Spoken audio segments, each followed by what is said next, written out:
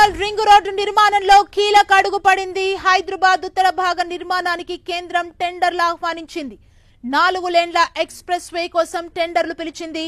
సంగారెడ్డిలోని గిమ్మాపూర్ నుంచి యాదాద్రి వరకు పనులు జరగనున్నాయి. మొత్తం 4 భాగాలుగా రోడ్డు నిర్మాణాన్ని చేపట్టనున్నారు. ఇందుకు గాను 5,555 కోట్ల పనుల కోసం టెండర్లను పిలవగా 2 సంవత్సరాల్లో రీజనల్ రింగ్ రోడ్డు నిర్మాణం పూర్తి చేయాలని నిబంధన పెట్టింది.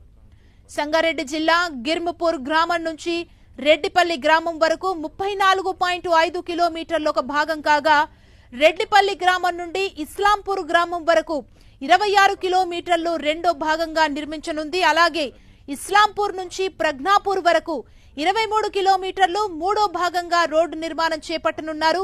సిద్దిపేట జిల్లా ప్రజ్ఞాపూర్ నుంచి యాదాద్రి జిల్లా రాయగిరి వరకు 43 కిలోమీటర్ల వరకు 4వ భాగంగా రోడ్డు నిర్మించనుండగా, మొత్తం 161.5 కిలోమీటర్ల పొడవు రోడ్డు నిర్మాణానికి కేంద్ర ప్రభుత్వం టెండర్లు పిలిచింది.